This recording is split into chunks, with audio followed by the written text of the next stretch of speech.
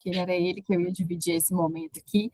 E a gente combinou que a gente vai fazer um bate-papo. Então, a gente não preparou um PowerPoint, nada, mais para a gente trocar ideias mesmo, como se fosse uma discussão mesmo acadêmica, né? Assim, o que cada um entende, cada um já conhece do assunto, a gente vai passar uma visão geral, mas é um bate-papo mesmo.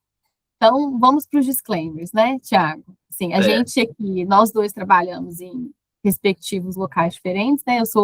Atualmente, eu estou como gerente jurídica da Anglo América, mas as minhas falas aqui se baseiam nos meus entendimentos, e não necessariamente no posicionamento que a empresa tem, tá?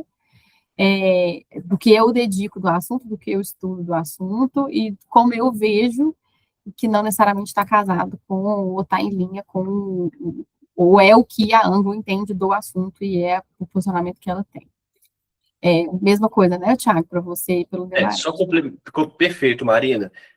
Pessoal, sim, eu acho que o Jadmin tem uma possibilidade que poucos fóruns têm, que é de não ter tabu de tema, né? Acho que todos nós, acho que não só eu e Marina, que hoje estamos aqui falando, mas eu quero estender também esse disclaimer a todos vocês. Muitos de vocês aqui também, das suas vidas profissionais, representam algumas entidades, ou podem estar atuando em algum caso, né, que tem uma linha de raciocínio muito própria, e dentro do ambiente acadêmico, assim, as coisas, né, eu quero dar a minha visão, assim, como a Maria falou, fazer um bate-papo com todos, colocar alguns pontos de preocupação sobre esse assunto, tentar trazer à baila algumas questões que ainda precisam ser equacionadas, e ao mesmo tempo dar espaço para vocês colocarem a visão de vocês também, como estudantes do assunto, né? Não só pela aplicação prática do que eventualmente vocês desenvolvam no dia a dia, mas uma reflexão crítica aqui sobre o que a gente vai falar. Então, assim, acho que se aplica para a Marina, se aplica para mim, mas se aplica para vocês também, né? Acho que a ideia é criar aqui, como eu falei um pouco mais cedo, um ambiente de segurança de debate, em que as ideias sejam adequadas, respeitosas, livres. A gente tem alguns temas que normalmente, e na mineração isso é especialmente verdade, né, que são os temas que despertam paixões, né? Então você às vezes pode ter uma postura, todos nós, né, para um lado ou para o outro, acho que devo, acho que não deva, acho certo, acho errado, acho que aqui não é o ambiente para isso, pelo contrário. Então, assim, um compromisso nosso aqui de evoluir com o pensamento, evoluir com as reflexões, tá? Deixando todos livres para poder se manifestar também, e que a gente possa, ao final, contribuir um pouco para esse debate, que é um dos temas mais complexos, pouco trabalhados, de forma, vamos pensar assim, metodológica, né? Demais. E aí, vou passar para a Marina, e aí, acadêmica, e fazer uma divisão, assim, do que eu penso sobre o assunto em termos de uma diferença estrutural versus procedimental, tá? Mas se você quiser começar, Marina, ou como você preferir. Pode começar, pode começar. Tá. Então vamos lá, pessoal. A gente tem um tempo para a gente falar um pouco sobre esse assunto aqui, que é um assunto riquíssimo, muito complexo, em quais frentes, tá? Ele tem um recorte claro, que é um recorte jurídico, que é um pouco do que a gente vai falar aqui, né? Mas ele é uma questão, a questão da CPI é muito mais do que um aspecto, né, uma questão jurídica. Ela é uma questão social, ela é uma questão política, ela tem impactos econômicos, ela é uma questão ambiental relevante. Ela tem duas visões importantes, eu quero tratar um pouco disso, sobre uma questão estrutural versus uma questão procedimental. Esse talvez seja um dos maiores desafios da aplicação da CPI no Brasil hoje, né? Então, a gente pode falar sobre exemplos, a gente pode falar sobre de onde vieram as exigências normativas que hoje estão vigindo no Brasil, a gente pode falar sobre experiências práticas dentro dessas consultas, a gente pode falar dos desafios que alguns empreendimentos de mineração que publicamente enfrentaram para poder conseguir avançar nos seus projetos em razão desses pontos. Então, a gente teria material para falar muito tempo. A gente se organizou aqui dentro de uma ideia... a Lívia chegando também, boa noite, Lívia. Só vindo a Lívia aqui, pessoal, assim, várias das pessoas que eu já li, que os nomes são pessoas totalmente envolvidas nesse assunto, que tem muita história para contar também, então vai ser ótimo saber que muitos deles estão junto com a gente aqui. A Lívia é um exemplo disso. Mas voltando, então, qual que é o nosso recorte que a gente quer fazer hoje? Né? A gente quer fazer primeiro um recorte jurídico-institucional. Né? Não é um recorte necessariamente social, até pela nossa incapacidade de, talvez, de formação para poder entrar nesses detalhes. A ideia é pensar muito mais em termos de posta a existência da CLPI, de onde que ela veio, né? Em termos normativos, o que ela exige, em termos gerais, em termos procedimentais, quais são as lacunas e as complicações que a gente vê para ela poder se materializar.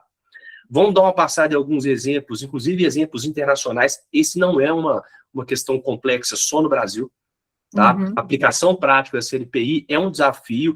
A grande maioria dos países mineradores que aderiram à Convenção OIT, então, assim, a gente não, né, a gente vê aqui alguns pontos relevantes do que já se viu em outras jurisdições, a gente vai dar alguns exemplos também, e ao final, a gente trazer um pouco mais quais são os pontos que ainda precisam de mais reflexão e de como que essa reflexão pode levar a um resultado um pouco mais positivo, né? Então, voltando à premissa essencial de falar com um recorte jurídico institucional, ou seja, quais são as exigências normativas e como é que ela se organiza dentro do Brasil, especialmente, para poder fazer com que ela se materialize. E quais são os desafios que a gente vê aqui no meio do caminho.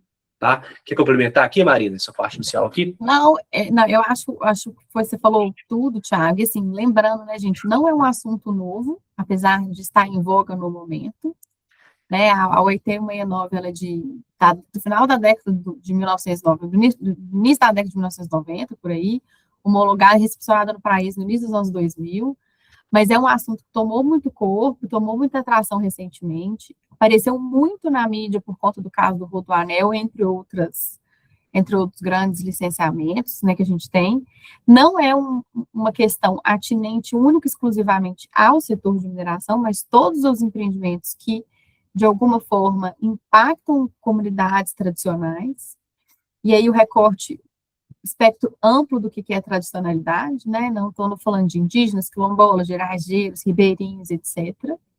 E a gente ainda não tem uma normativa clara, editada no país e no estado sobre como fazer isso. A gente tiveram tentativas no passado, que ensejaram casos de sucesso, né? Estou vendo que a Elisandra aqui é um deles. E que nos permitem tentar guiar e tentar fazer os próximos passos, porque é algo que tem sido muito discutido e muito exigido dos empreendedores, né? Mas eu acho que muito antes da CLPI ser exigida no formato CLPI, a gente já falava de licença social para operar, que casa um pouco com isso. Acho que isso é uma evolução do que é a licença social para operar, no sentido de ouvir as comunidades vizinhas, né, com empreendimentos de grande impacto, que causam impacto naquela localidade, e que a gente precisa entender como o empreendimento e aquela operação impactam aquela região e como que a gente pode conviver em harmonia. Porque a gente convive, é uma sociedade, então a gente precisa conviver, né? Então, para mim, é muito isso, assim, ela é uma evolução das discussões de licença social para operar num espectro, um recorte pequeno do que é licença social para operar, mas que tem ganhado muita notoriedade, muita luz nas discussões mais recentes. Perfeito. Vou puxar daqui, Marina, então, só para exatamente na linha do que você colocou. Então, como você falou, né? Primeiro, o que nós estamos falando do CLPI, pessoal? São as letras que dizem, né? Consulta livre, prévia e informada. E aí, dentro do recorte que a gente está colocando aqui normativo, né? De onde que vem isso? Né? A essência do fundamento da CLPI, ela vem, né, de uma convenção, que é a Convenção 169 da Organização Internacional do Trabalho, né, que era de 1989, como a Marina mencionou aqui. Tá? Ela foi depois ratificada no Brasil no início dos anos 2000, e depois teve outras modificações, né, dentro dos decretos que aprovaram a entrada dela dentro do sistema jurídico, mas eu só queria dar um mínimo de contexto aqui, que ela obviamente não surge do nada. Né? Ela é, vamos dizer assim, um detalhamento um pouco maior de um outro documento super relevante, né? Que na verdade foi evoluindo com o passar do tempo e é posterior a ela, mas que também tem um contexto relevante, a Declaração da ONU sobre, inclusive, o direito dos povos indígenas. Então, é um movimento global em que começa-se, né, e aprimora-se com o passar do tempo, dar voz para as comunidades tradicionais, né, alocadas nos seus devidos territórios, principalmente dos países que aderiram às convenções, obviamente ratificaram, são signatários desses instrumentos, para que essas normas que são vistas em termos de direitos humanos, em termos, inclusive, de política de cooperação internacional, pudessem ser introduzidas dentro dos sistemas jurídicos locais, ou seja, de cada um dos países, para que houvesse uma maneira, vamos dizer assim, mais uniformizada, né, de respeito a esses grupos.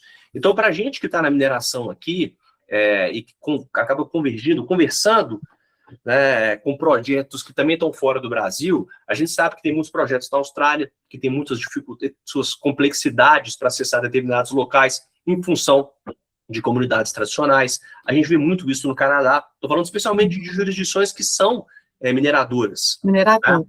Né? A gente conhece muitas dessas disputas no México, no Peru, casos também na Suécia, que é um país que tem muita mineração, pouca gente conhece, mas que tem um desenvolvimento de mineração muito grande ali, relevante.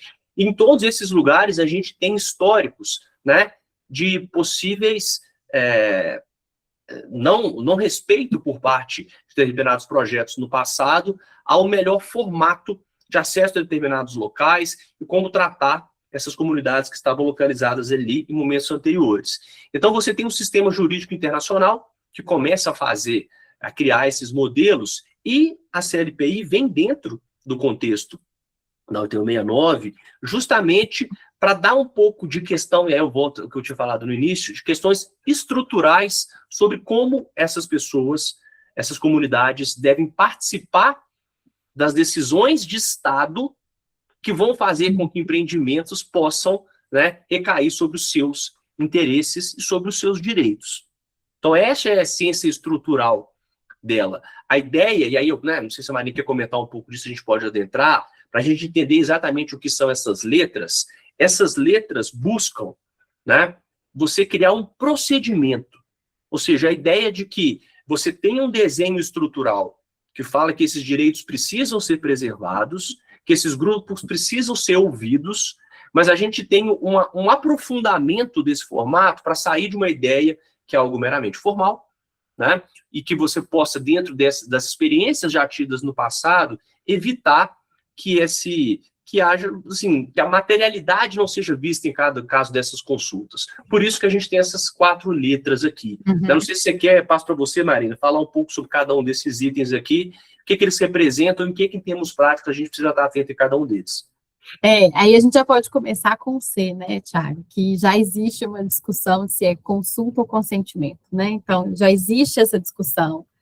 A gente está falando de consulta e ela não tem o caráter de vetar, aprovar ou vetar aquele impacto, mas de garantir que sejam ouvidos, ou é um consentimento que eu tenho que anuir?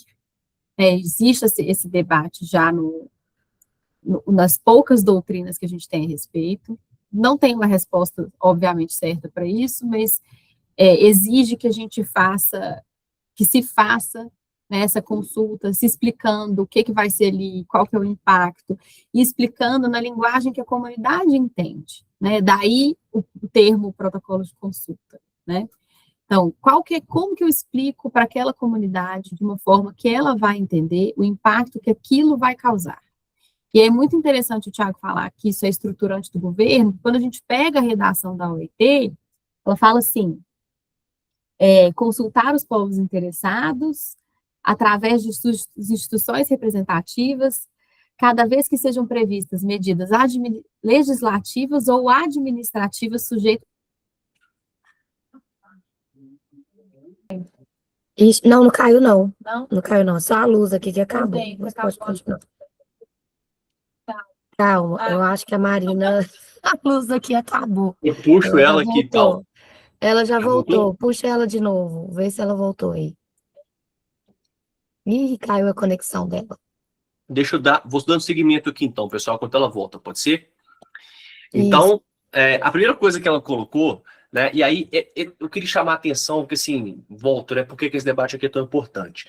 Porque um dos grandes desafios da gente discutir esse assunto é muitas das vezes as visões maniqueístas e polarizadas de que a CLPI seria algo que teria um direito de veto, por isso há uma rejeição específica ao formato dela, e de outro lado, uma visão de que ela seria um mero procedimento formal, portanto, as respostas que viriam da comunidade não teriam nenhum tipo de influência na decisão que vai ser tomada. Eu acho que a proposta jurídico-institucional é justamente reverter esse entendimento. Acho que a gente está fora desses dois polos, e aí as letras vão indicar para a gente isso no detalhe. Então, quando a gente fala em consulta, é de fato uma oitiva em que você tenha um procedimento para que essa escuta seja material e não seja formal. Né? Nós não estamos falando aqui de um pedido de entrada, porque a gente está diferente de outros mecanismos, quando a gente fala do direito de propriedade, por exemplo, clássico que a gente conhece aqui, é um direito mais qualificado e mais, vamos dizer assim, individualizado. Né? No meu direito clássico do superficiário, que a gente vê na mineração, porque a gente não está discutindo meramente um direito de propriedade, uma avaliação financeira sobre os impactos ao direito de propriedade. A gente está avaliando uma questão de impactos nos meios de vida e a importância das pessoas que são afetadas participarem do processo de tomada de decisão. Tá? Então, essa é uma reflexão importante que a gente tem que ter aqui. Quando a gente avança para as outras questões, quando a gente fala do livre, né, termos muito práticos, o que a convenção tenta trazer com esse propósito? Uma consulta que não tenha coerção, né, não tenha intimidação ou não tenha manipulação. No fim das contas, que haja uma deliberação segura, né, um ambiente seguro para que as manifestações possam ser colocadas e devidamente vistas. Ou seja, há históricos em certas formas de abordagem esse tipo de povos ou de comunidades que são organizadas, em que, se você não consegue trazer essa liberdade em termos materiais, você muitas vezes traz uma complexidade para a decisão que vai ser tomada mais para frente. Avançando um pouquinho, a outra palavra que é importantíssima é o prévia.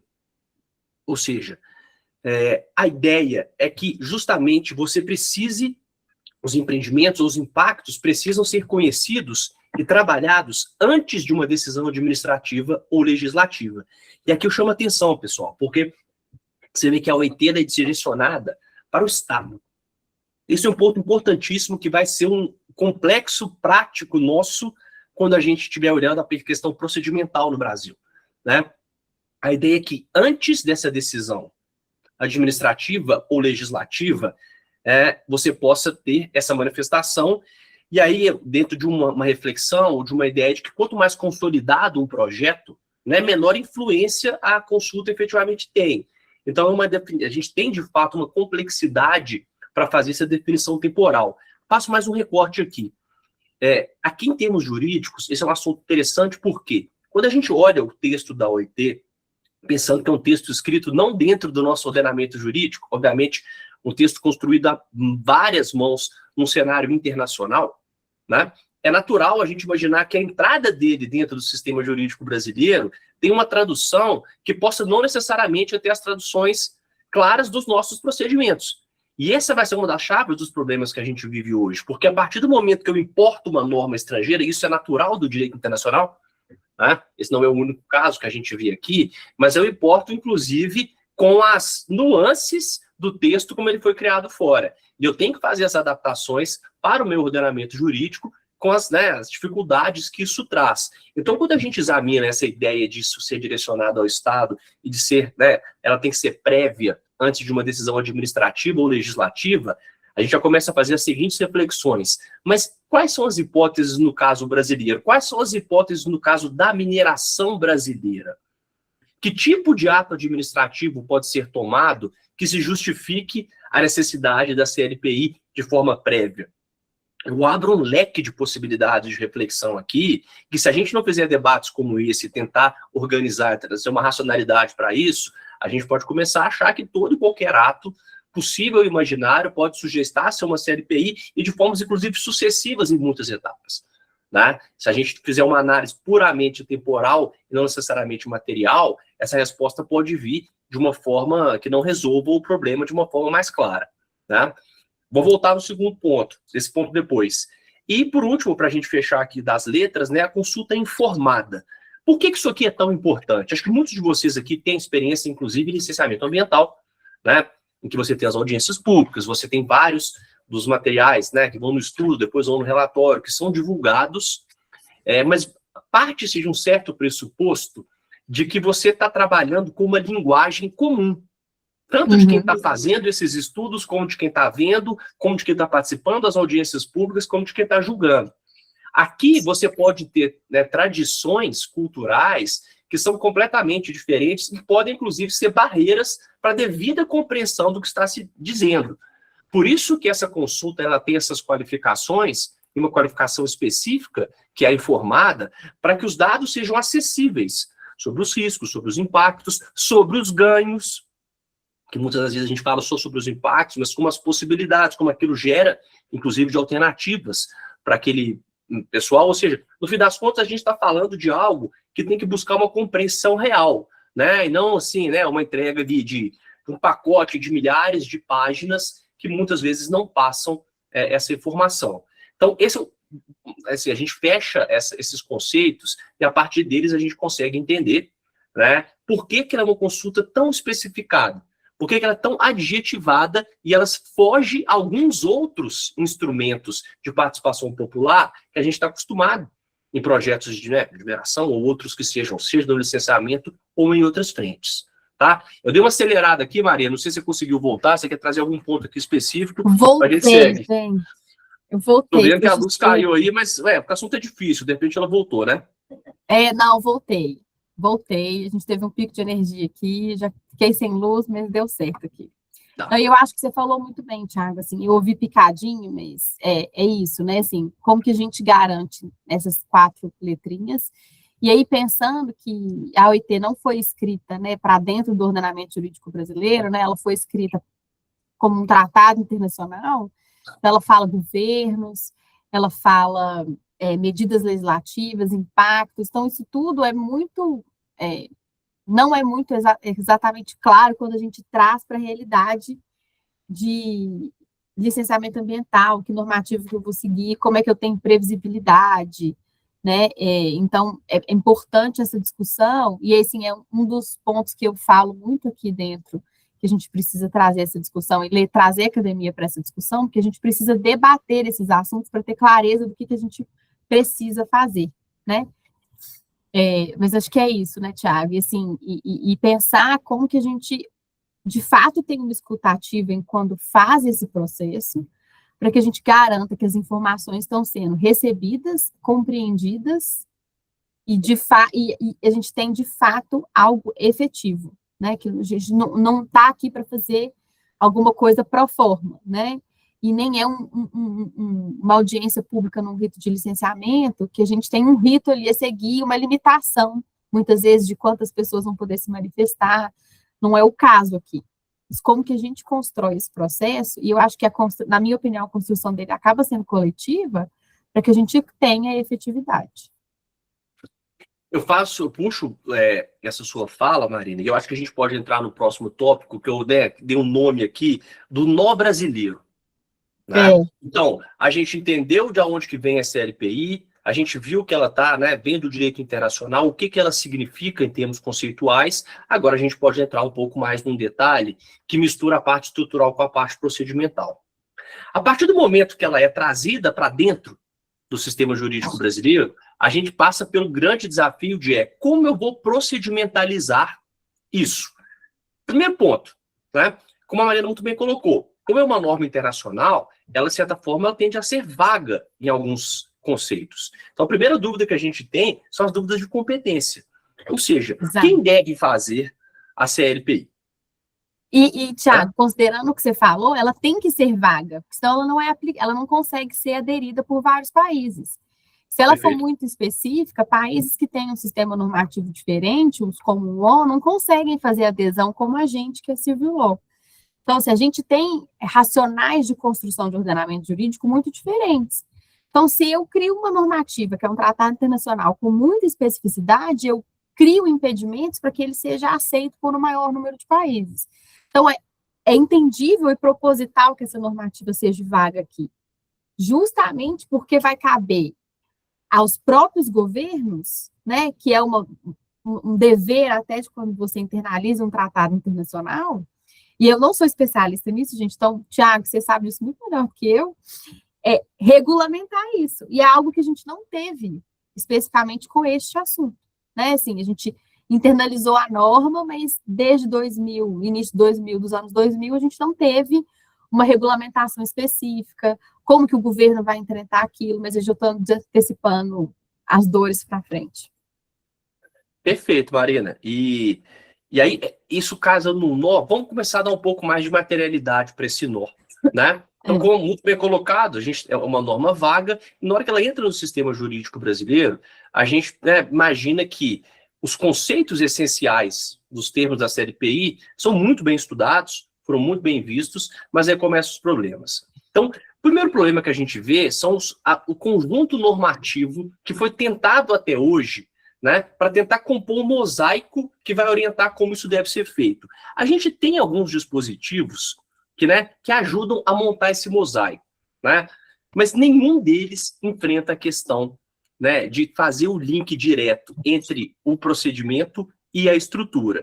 Alguns exemplos de normas, né, nós temos uma portaria de 2015, né, que fala especificamente, a 60, que vai falar do licenciamento federal, que é o envolvimento do IBAMA, fala dos raios, ou seja, a gente começa a dar uma materialidade, ou seja, aonde que esse empreendimento, qual que é os danos, os impactos, né, tirando as palavras danos, os impactos diretos que eles vão causar, especialmente a quem está ali a 8 ou a 10 quilômetros, né?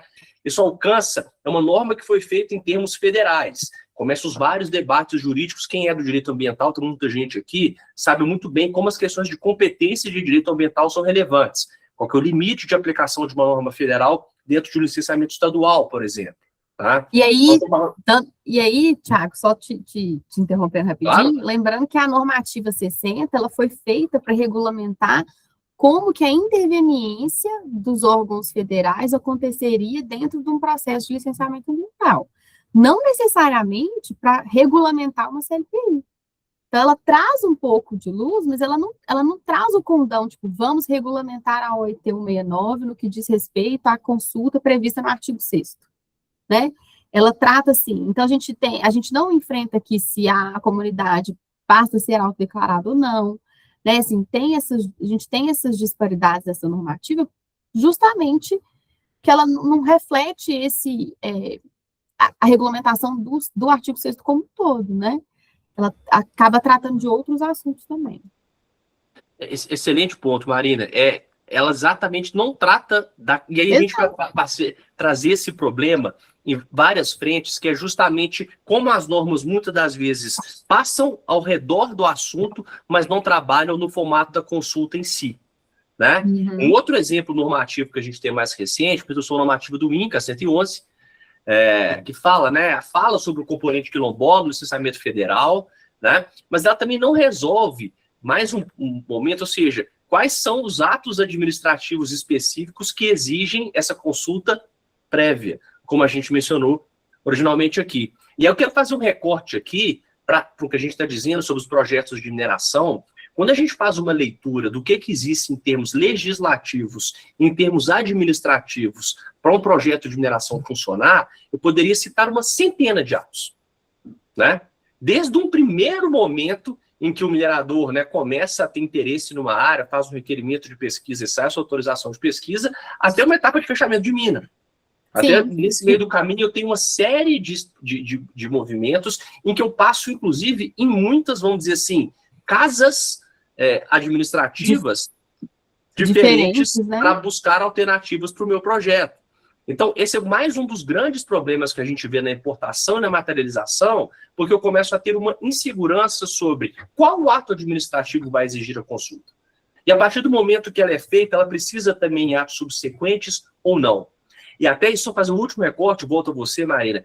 Quando você vai no texto original da 8169, que ela fala da mineração, especialmente no artigo 15, ela fala sobre temas muito gerais de projetos de mineração. Ela não fala necessariamente um desenho clássico brasileiro do nosso sistema de atos, em que a gente tem, né, autorização de pesquisa no primeiro momento, concessão de lavra depois. Você vai ter jurisdições em que esses atos administrativos são únicos. Ou seja, você tem no Peru, por exemplo, concessão que pega pesquisa e pega lavra.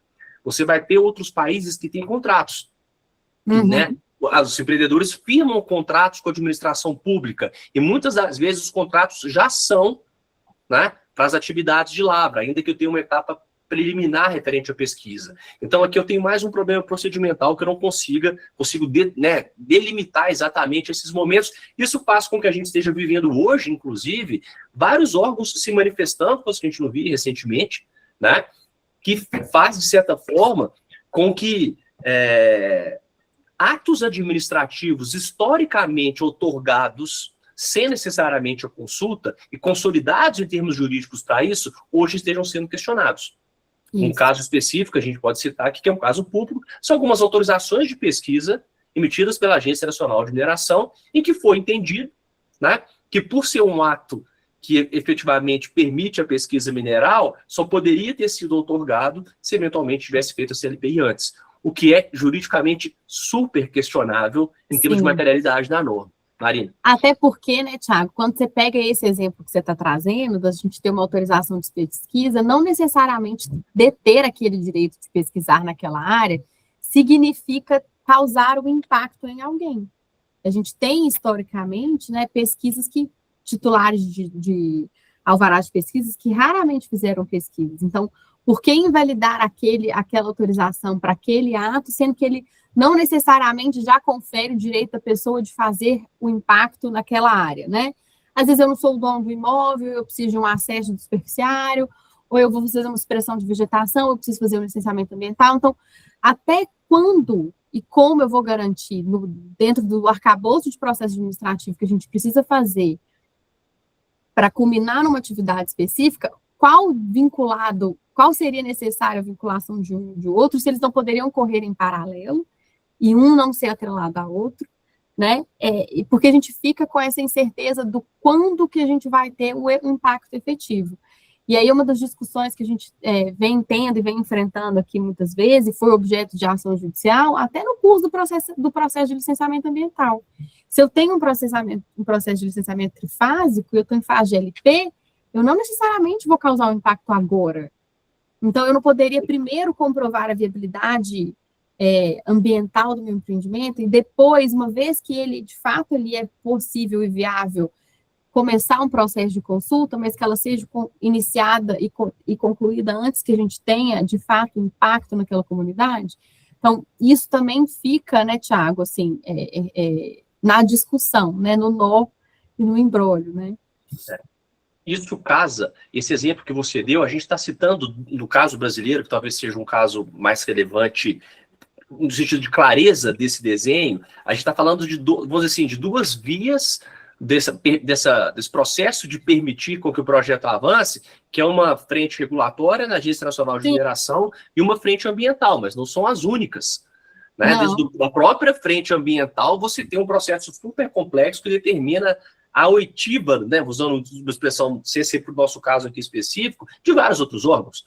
Órgãos de patrimônio cultural, de patrimônio arqueológico, de unidades de conservação, de questões sociais. Então, você tem alguns desses que, inclusive, são atos administrativos específicos. E a gente começa a causar alguns tipos de complexidade e de incerteza sobre como isso vai. Vocês estão vendo que a gente está acabando de adentrar muito mais em questões procedimentais do que necessariamente em questões estruturais. Né? E aí eu queria dar mais um passo nessa discussão, que é o seguinte, vamos dizer assim, a ausência de um procedimento federal ou geral que pudesse regulamentar essa situação em termos gerais não impediu com que os próprios estados tentassem fazer os seus movimentos. Tá? Então a gente tem aqui, acho que não sei se a grande maioria do pessoal aqui está em Minas Gerais, acho que a grande está, mas tem pessoas de outros estados também, mas Minas Gerais tem um histórico, principalmente em duas frentes, né, num ato normativo infralegal da administração pública para dar algumas visões aqui específicas sobre esse caminho, eu vou entrar um pouco mais no detalhe, e depois o próprio Estado de Minas Gerais, né, ele tentou também regulamentar alguns formatos, e essas duas hipóteses, né, os dois casos específicos, foram parar no judiciário, e os dois casos você teve um afastamento dessas normas do mundo jurídico e entendeu-se que ela não casava com os procedimentos aqui no geral, tá? Depois eu vou entrar um pouco no detalhe quais foram as questões procedimentais que a gente viu aqui. Não sei se você quer comentar algum ponto específico aqui, Marina. Pessoal, tô vendo que tem muita pergunta aqui. Acabou quando a gente encerrar, nós vamos tratar todas delas aqui, tá? Mas fala, Marina. Não, eu ia sugerir, tô até lendo para ver se a gente consegue responder alguma aqui. Não sei se você quer fazer assim, Thiago. Não, podemos. Eu queria só, para complementar o raciocínio nessa linha, de trazer a complexidade que existe dessa importação da norma e fazer um recorte importante jurídico aqui, que é uma grande discussão, principalmente foi durante muito tempo, que é como eu consigo, né, qual é o meu momento jurídico em que essas comunidades podem pleitear o seu reconhecimento, ter as suas terras demarcadas, né? Não vou lá demarcadas para a gente não confundir com as comunidades indígenas, depois eu volto nesse aspecto, mas as suas áreas delimitadas e a partir daí precisarem entrar, né? E serem definitivamente ouvidas dentro das limitações da CLPI. E esse é um ponto importante, porque isso é uma questão que foi para o nosso Poder Judiciário. No momento em que o Brasil fez essa regulamentação, ele partiu de um critério, né, de autoconhecimento, ou seja, isso vem das próprias comunidades. E aí a gente tem uma divisão entre o momento em que você se reconhece, né, portadora desses direitos, versus o momento em que você titula as suas terras associadas a esse direito que te foi garantido constitucionalmente. Isso a gente está falando principalmente para as comunidades quilombolas.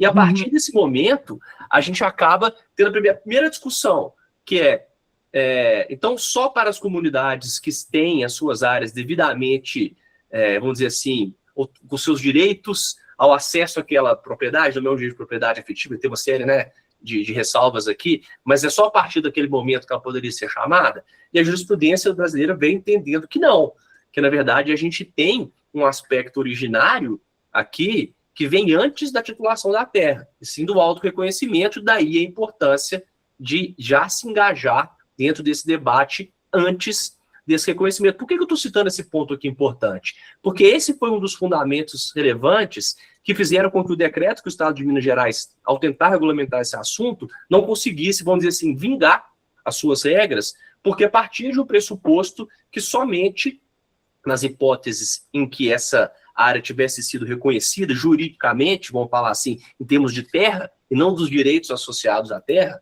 né, pelas comunidades, estava na essência do decreto, e isso subiu para o Supremo, e houve uma decisão, uma DI específica, que falou, olha, esse decreto é inconstitucional, ele não está dentro do desenho da Constituição, porque ele traz uma restrição que a 8169 não trouxe.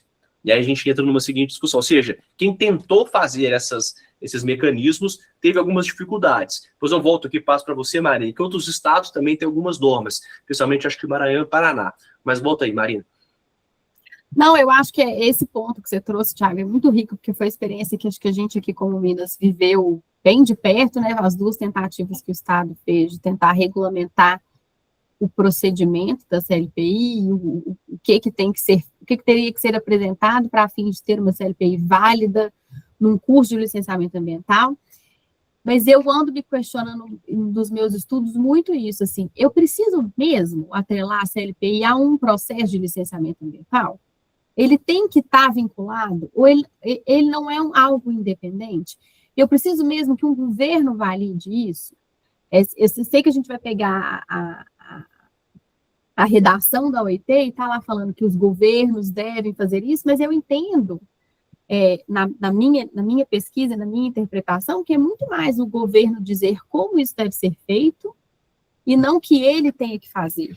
Né? Mas, assim, é uma discussão, talvez, para mais 2 horas à parte só disso, mas eu tento fazer esse questionamento, assim, por que atrelar a consulta prévia, livre, informada a um processo de licenciamento ambiental? Por que ele não poderia ser um processo independente? Né? E quando ele tem que ser feito, como ele tem que ser feito? E aí, trazendo o link do que você falou, Thiago, da autodeclaração, a autodeclaração é própria. Né? Eu não posso intitular uma comunidade de algo que ela ainda não se reconheceu como ser. Então, não cabe a mim, como empreendedor ou como titular de um provável empreendimento, chegar naquela comunidade, naquelas comunidades que eles estão e denominá-las algo. Cabe a elas isso. E isso é próprio delas. E uma vez que ele é declaratório, ele vale para sempre. Eu sempre fui aquilo, né? Então, e aí eu vou dar o exemplo do quilombola, que é o assunto que eu tenho mais familiaridade. Na hora que uma comunidade se autodeclara quilombola, ela reconhece que ela sempre foi quilombola, que os antepassados dela viveram o período escravocrata, foram escravos libertos, construíram uma relação em comunidade, uma interdependência entre si, têm um relacionamento fechado, mas não cabe a mim dizer o que eles são, né? Então, acho que o primeiro passo é, se a CLPI é só aplicável aos provos tradicionais, e a gente vai entrar em outra discussão, quando eu viro a chave, se não necessariamente todas as comunidades já têm a consciência do que elas, ou o desejo de expressar o que elas são, né, no processo de autodeclaração. É outro ponto também que eu acho que é sempre uma pergunta muito importante de ser feita, e como endereçar isso quando a gente está ali naquela região, né, e busca ou uma autorização de pesquisa, ou de fato vai iniciar um empreendimento que vai causar algum tipo de impacto. E isso fica muito na minha cabeça, sabe, Thiago? Sim. E eu acho que essa colocação que você, né, coloca, eu acho que assim, é um pouco da nossa tônica do que a gente está dizendo, que quanto mais a gente estuda esse assunto e vou um pouco a fundo nisso aqui, no fim das contas a gente está discutindo muito assim, qual que é a governança que a gente escolheu em termos institucionais com ferramentas jurídicas para poder viabilizar esse assunto. Então, a partir do momento em que eu não tenho essa definição do Estado, seja das leituras possíveis, de qual vai ser o mecanismo completo, né? E vou entrar depois numa outra questão super complexa aqui no debate, que são os protocolos de consulta, né? Mas que eu não tenho essas ferramentas normativas que vão dizer em quais são as etapas, né? Do licenciamento como um todo, seja ambiental, seja minerário, seja o que for. E qual que é o papel do Estado e do empreendedor? Eu entro num vácuo normativo que é talvez um dos maiores problemas que a mineração enfrenta hoje. Obviamente, pessoal, a gente está falando da mineração séria, sustentável, né? As regras de compliance, que é a mineração que quer fazer certo. Ou seja, a complexidade de entender quando, quem, com a participação de quais pessoas, principalmente levando em consideração que as pessoas que vão ser ouvidas e vão participar precisam se engajar também no processo. Sim, é importante que elas façam. Não conseguem fazer o engajamento para fazer a consulta, ou seja, é a complexidade anterior à consulta. Então, imagine um cenário que essa comunidade não demonstre interesse em participar de uma consulta. A gente acabaria num efeito final de ter um direito de veto indireto. Não me parece que esse seria o interesse material quando a gente examina a OIT, que não está, na verdade, buscando um consenso absoluto em todos os grupos, mas sim uma capacidade de todos se manifestarem e o Estado poder tomar a melhor decisão, né? Inclusive, se for o caso, otorgando as licenças adequadas, mas com as suas condicionantes ou compensações, e eu estou usando temas mais amplos, né, porque isso pode variar de regime para regime. Então, esse é um grande ponto relevante aqui, né, que, de certa forma, a gente acaba entrando nesse limbo e a gente não consegue seguir o caminho. Aí eu vou puxar essa colocação que a Mariana colocou aqui. A Mariana teve experiência grande nesse assunto, bom demais ver aqui, né? MME representado aqui, pessoal. Ela coloca, existem algumas defesas de que a CLPI não deve ser regulamentada, argumentando que se o Estado cria uma lei para regulamentar a consulta, ele acabará limitando o direito, até mesmo, né, criando um checkbox de formalidades. Pode comentar sobre? A pergunta é muito boa. Adoro. Né? Você quer começar, Marina? Vai lá, fala. Eu quero, e assim, com a visão de quem está do lado do empreendedor, sabe, Mariana? Acho que quando a gente tem essa normativa, a gente traz clareza, e clareza acaba virando segurança. Então, quando a gente precisa explicar para alguém que está colocando dinheiro no Brasil, que não tem o dinheiro aqui, o rito que ele tem que seguir, se eu tenho algo muito incipiente ou muito, muito nebuloso, que não pode-se ter vários outcomes dessa história, né, várias saídas, eu trago pouca clareza. E aí eu acho que a necessidade da regulamentação vem de se ter clareza. Eu concordo com você, e eu sou muito partidária de que algumas temáticas não devem ser regulamentadas, né, o mercado deveria se autorregulamentar.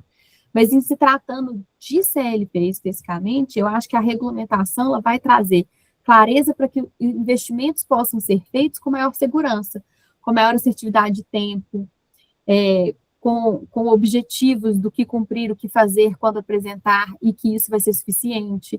Que senão a gente vai entrar numa eterna discussão, e assim, gente, a gente está num debate super rico aqui, acadêmico, que é um pouco do que a gente vive hoje com a política, né?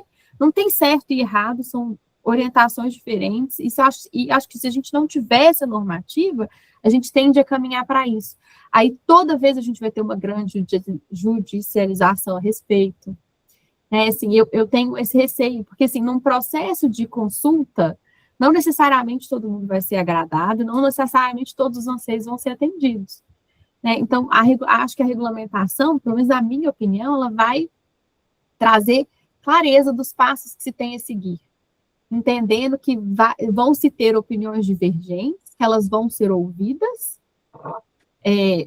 mas que a gente não vai entrar ali numa mera discussão contra, a favor, quero ou não quero, sem grande assertividade, sabe? Sem grande clareza do processo que tem que ser feito.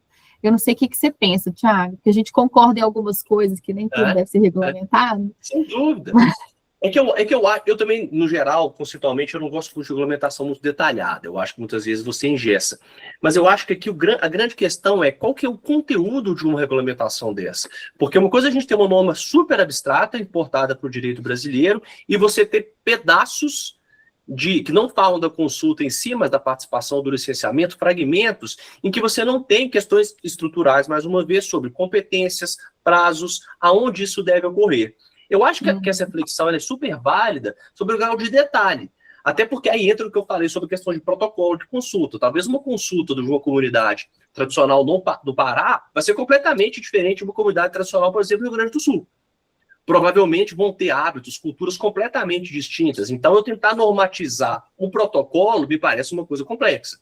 Mas talvez, e aí dentro de um conceito muito mais amplo, de discutir sobre as regras de competência, de formatos e de prazos, eu poderia pelo menos ter uma previsibilidade. E só chamar uma atenção interessante que você falou aqui, Maria, você colocou a questão do empreendedor, que faz todo sentido, claro, mas acho que para as próprias comunidades também. A ausência de talvez um pouco mais de detalhes causa muita ansiedade. Até que ponto esse projeto vai, não vai, vou ser chamado para falar, não vou, tenho interesse, mas outras pessoas não têm. Muitas vezes, eu lembro que eu tive uma professora muito interessante, há muito tempo atrás, e ela chamava muita atenção, a gente falava muito, era uma aula chamava Community Development Agreements, casos em que você tinha acordos para o desenvolvimento de comunidade, e mostrava a complexidade do conceito de comunidade. A gente às vezes tenta, no auge talvez de uma pretensão, achar que a gente entende a comunidade e que ela é uníssona. Ou seja, que todos dentro de uma comunidade têm a mesma opinião, que muitas vezes não vão ter. Por isso que eu acho que a discussão é mais sobre procedimento macro, sobre prazos e mecanismos, para que o debate possa efetivamente ocorrer e você tenha uma previsibilidade de quando que você vai conseguir obter uma resposta, inclusive para trazer os benefícios que se espera caso as suas atividades vão trazer esse impacto na prática mesmo. E eu concordo, sabe, Thiago, que eu acho que assim, o protocolo de consulta, que também é algo relativamente recente, na construção da CLPI, ele é primordial, porque ele vai trazer as especificidades. Então, é óbvio, a gente tem um país super plural.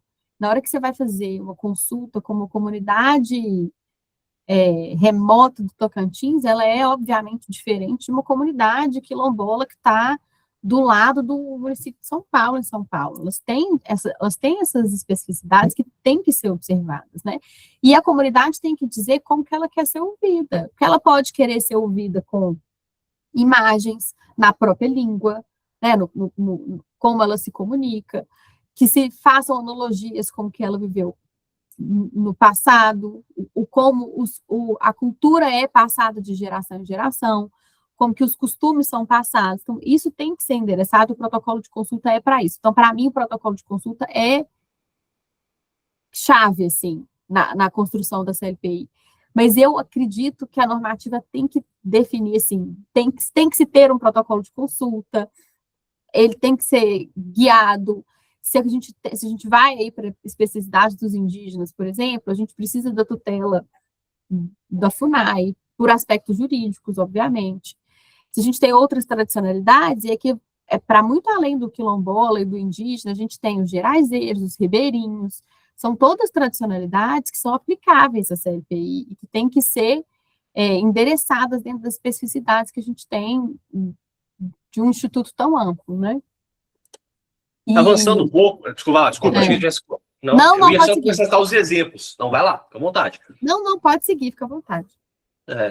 Eu ia falar um pouco, assim, a gente está falando bastante dos desafios, o que não quer dizer que a inexistência dessa regulamentação não ter permitido que a CLPI tenha acontecido em vários casos, né? Sim. E aí, eu só quero fazer e aí eu vou amarrar algumas perguntas que foram feitas aqui com essa análise, que é, por exemplo, a Juliana está perguntando, né? Vocês acreditam que a gente precisa de mais regras específicas e que o judiciário já está preparado para lidar com os conflitos envolvendo esse tema?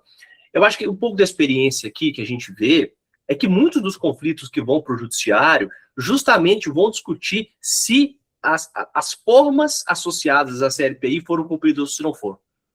Então, a discussão se ele está pronto ou se não está pronto, então, eu acho difícil também deixar só na mão do judiciário, porque também ele talvez tem poucos elementos para conseguir dar as melhores respostas. O que eu acho é que a ausência de norma e talvez a ausência desses procedimentos, de certa forma, nos últimos tempos, tem interditado um pouco o debate.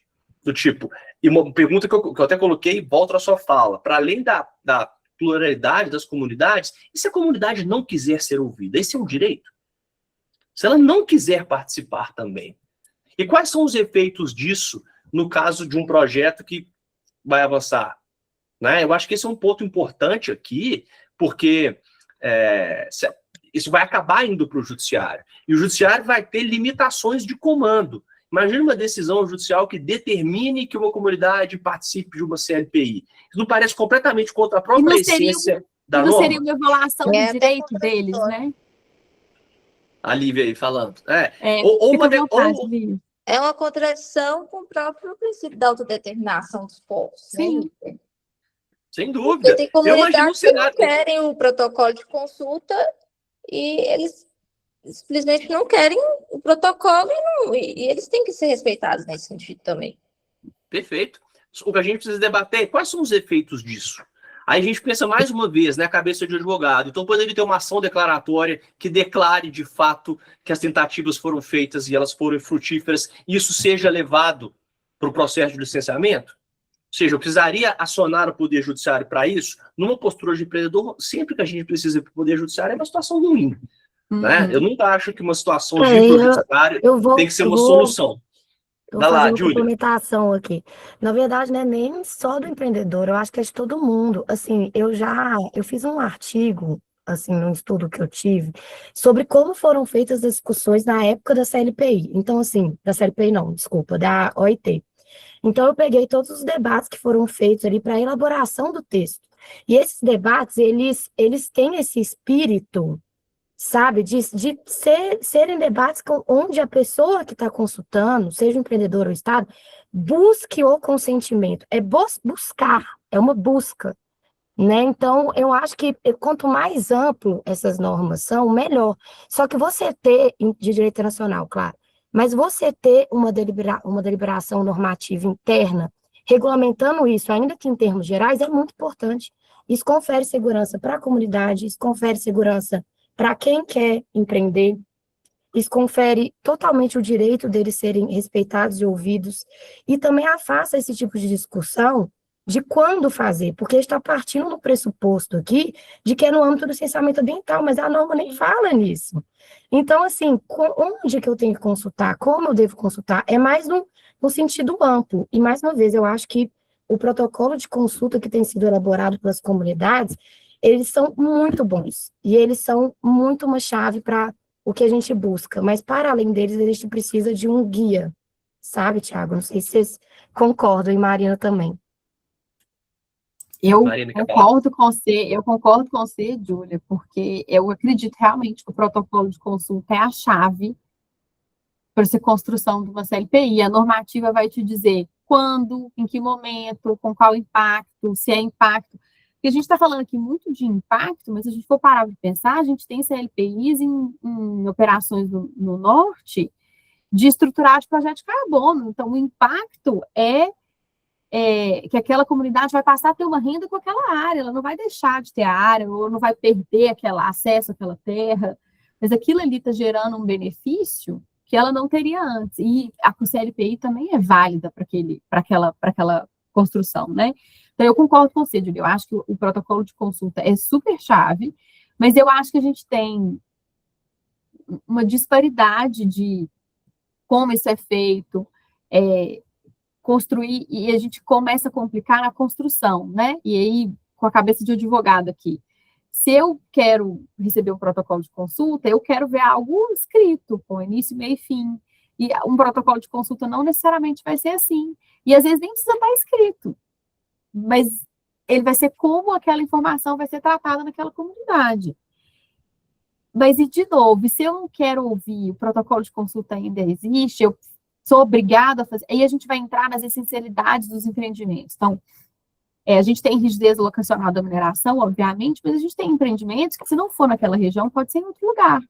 Então, será que o fato da comunidade não querer nem participar de uma consulta e não querer ser ouvida, significa que aquele empreendimento tem que mudar de lugar? A gente vai ter as especificidades de cada atividade. Um aeroporto, por exemplo, pode ser em Confins, pode ser no Carlos Prates, pode ser em outro lugar. Uma hidrelétrica, não. Uma mineração, não, porque a jazida está ali. Se eu for construir um empreendimento hospitalar, ele pode ser em locais diferentes. Ele não tem a mesma rigidez locacional. E o fato da comunidade não querer se manifestar significa que eu vou ter que trocar o empreendimento de lugar?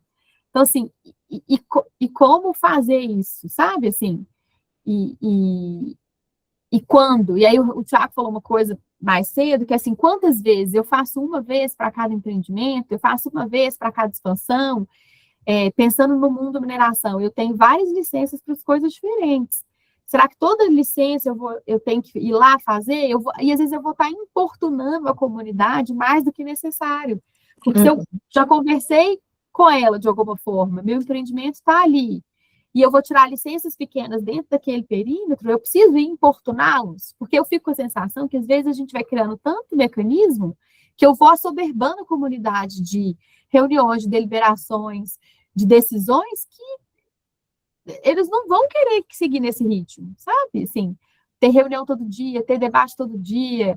E aí eu não sei o Thiago das experiências que ele vê, se ele tem essa sensação também em alguns casos, mas da gente começar a criar um rigor e uma complexidade para aquela relação que ninguém ali está preparado para isso.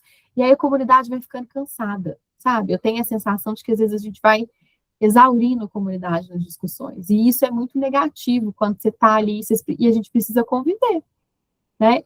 Não é nem precisa, a gente deveria conviver com uma sociedade, né? Assim, um empreendimento está ali, seja ele qual for, seja ele um empreendimento hospitalar, um aeroporto, uma hidrelétrica, uma mineração, precisa se conviver dentro daquela sociedade que ele está inserido.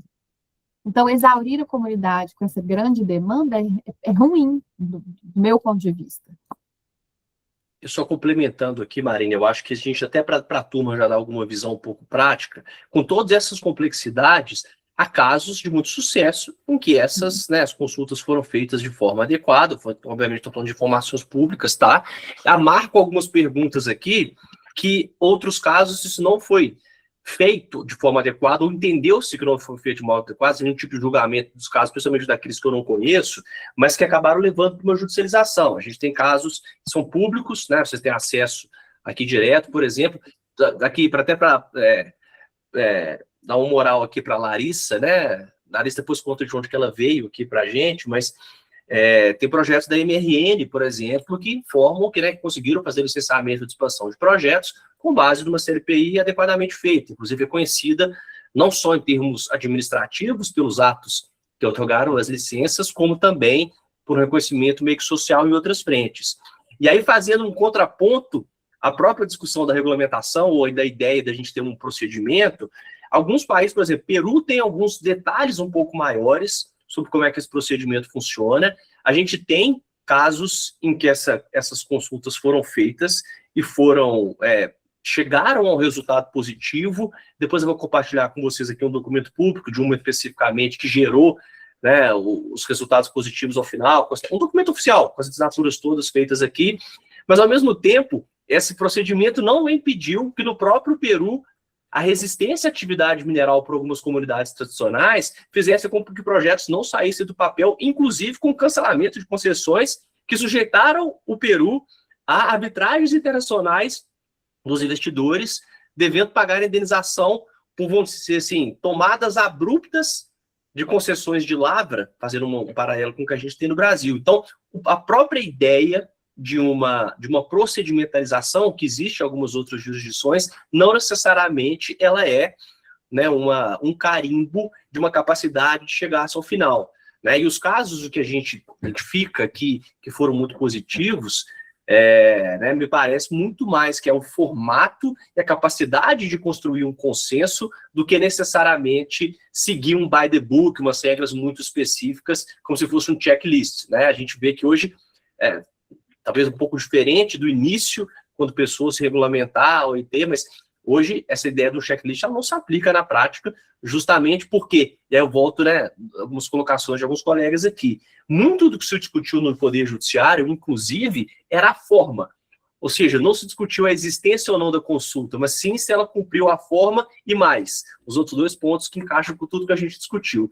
Se ela foi feita no momento certo, né, e dentro dos parâmetros adequados para que aquela licença pudesse sair. Porque muitas das vezes isso foi parar no judiciário com licenças já otorgadas, em que o judiciário foi examinar a ausência, vamos dizer assim, desse vício de origem que fizeram com que a licença fosse cancelada, anulada, obviamente, uma resposta jurídica dependendo do caso concreto, colocando a situação no momento lá atrás. E aí isso é importante a gente casar com a parte estrutural, justamente porque a CLPI parte do pressuposto de que ela é prévia. Então, a gente tem essa complexidade de fazer as convalidações posteriores. Professor. Tá? Olívia, você está com o bebê no colo, você tem todas as prioridades possíveis, imaginárias aqui, por favor. Eu estou acompanhando com ela, já nasceu, está com 2 meses. Falou, já está enfiada na mineração?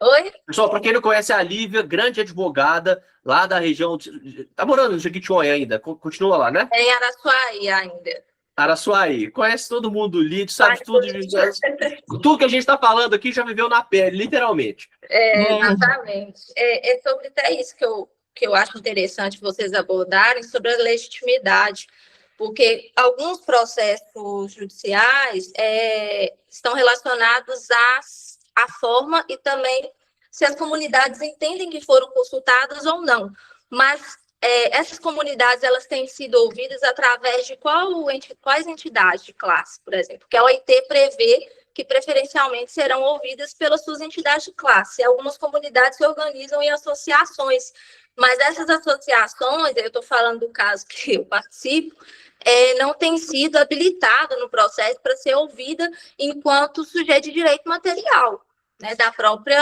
CLPI. Lívia, você está fazendo a pergunta de $1 milhão. Exato. Que é excelente. E por que ela casa aqui? Porque se a gente está dizendo que é uma norma que tenta trabalhar a ideia da autodeterminação, da autodeclaração, vamos chamar assim, né? E você pode ter associações formadas e associações não formadas. E associações formadas que acabam se legitimando ou dentro de um discurso, ainda que de boa fé, de incluir certos grupos que às vezes não fazem parte dela. Então, eu acho que a gente tem uma questão aqui super relevante, que é a partir desse pressuposto, como eu disse, que é uma unicidade, que todos estão no mesmo interesse, são representados da mesma forma, e a prática mostra que não necessariamente. Né? Então, eu acho que a sua questão, eu não consigo te dar uma resposta ela a priori, mas eu acho que ela é um fator relevante, e porque para as outras instituições mais organizadas dentro da sociedade em termos jurídicos, você tem atos de representação que são objetivos. Então, você está falando de uma sociedade de empresários, você tem um formato específico, quem pode representá-lo ou não. Para esses outros desenhos que são muito mais fluidos, você não tem. Então, eu acho que a gente tem que sempre pensar num cenário ideal, era de todos aqueles que podem efetivamente ser afetados vamos dizer assim, nas limitações normativas. Mas essa representação, como isso vai dar, tanto em juízo como fora dele, eu acho que é um desafio complexo, e que talvez o Poder Judiciário também não esteja preparado, porque justamente o tema está, de certa forma, interditado. Então, quando encostam só nesse assunto, tendem a imaginar que tem que trazer todo mundo para dentro, ou que está todo mundo devidamente representado da mesma forma. A gente sabe que não é. Eu acho que a experiência prática dos casos pode dizer isso, se for por um caminho ou por outro. Deixar a palavra aberta para vocês, pessoal. Muita gente e aí, né, Thiago, só complementando o que você falou, e aí eu fico pensando assim, na complexidade das organizações, das estruturas sociais que a gente tem como país e como comunidade, né, como sociedade. Eu posso ter uma mesma comunidade representada por mais de uma associação.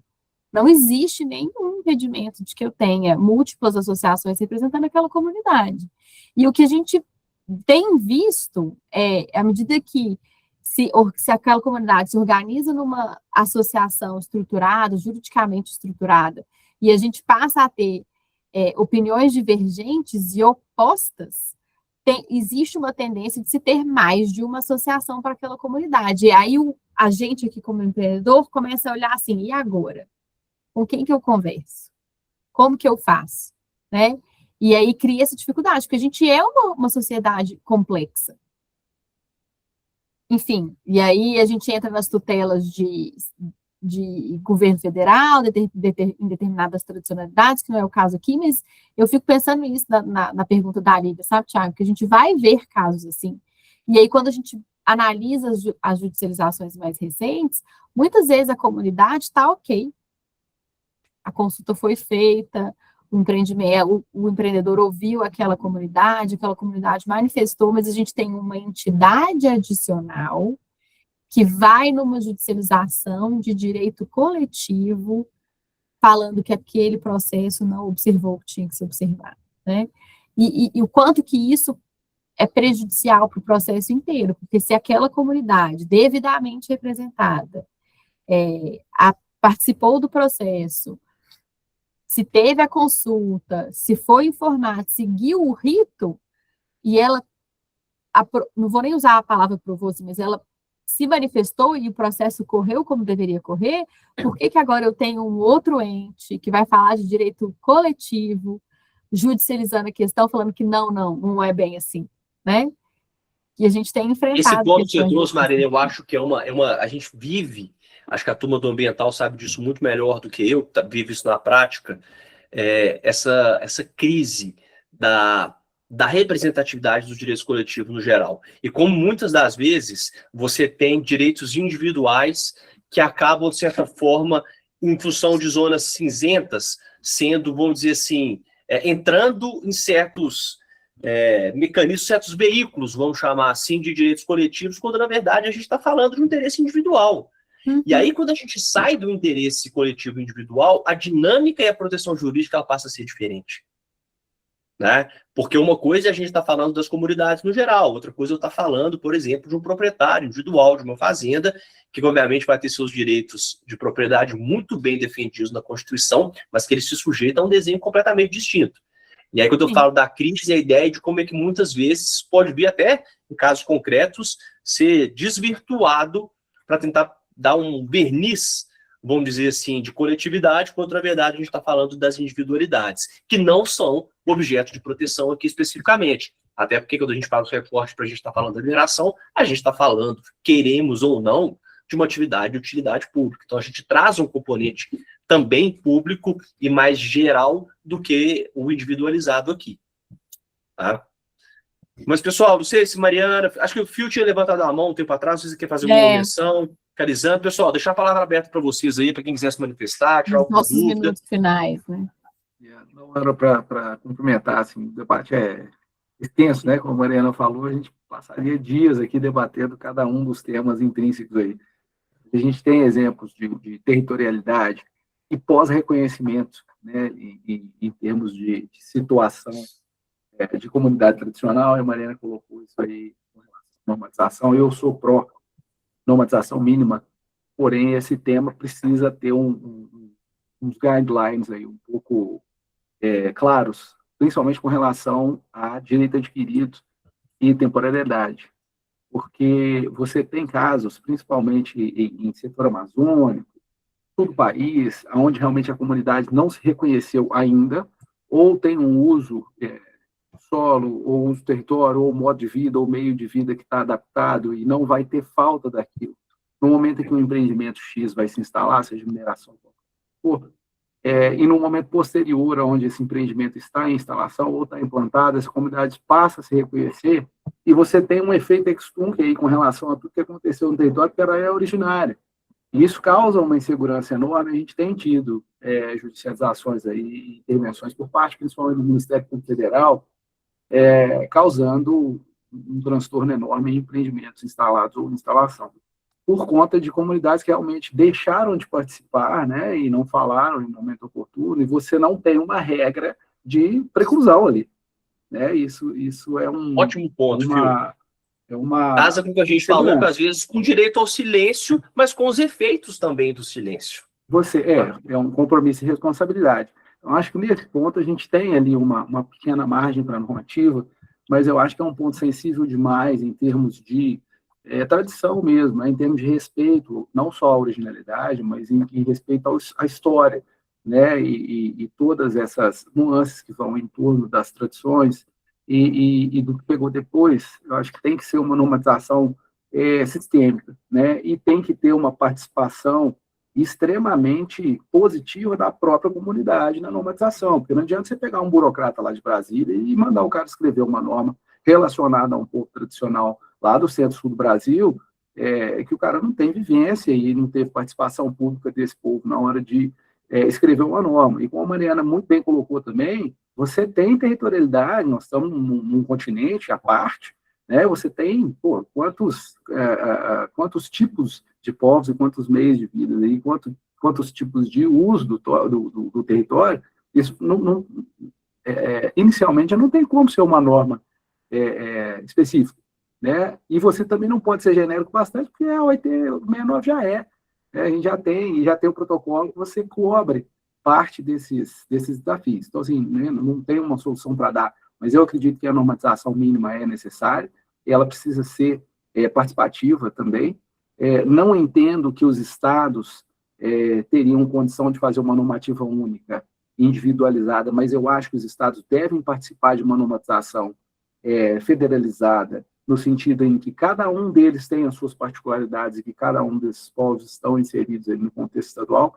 Então, assim, é realmente uma questão complexa, mas que demanda um pouquinho de regularização para que a gente tenha mais segurança no futuro e não tenha tanto intervencionismo em cima de projetos que podem ser benéficos, inclusive para as comunidades que, em termos de vocábulo, vão ser afetadas, mas podem ser afetadas positivamente pelos empreendimentos também.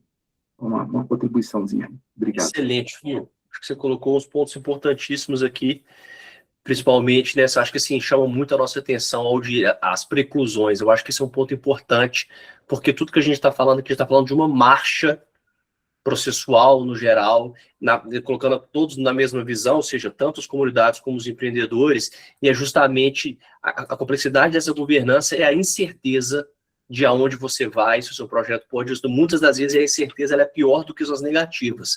Às vezes a ausência de construção de consenso permite você redesenhar um projeto de forma que você a supere. A ausência de resposta e a ausência do processo avançando talvez seja um pouco mais complicado. Mas vamos lá, acho que a Carol está com a mão levantada, a Mariana, fica à vontade. Vou na fila aqui, Mariana primeiro, depois a Carol e depois a Lari.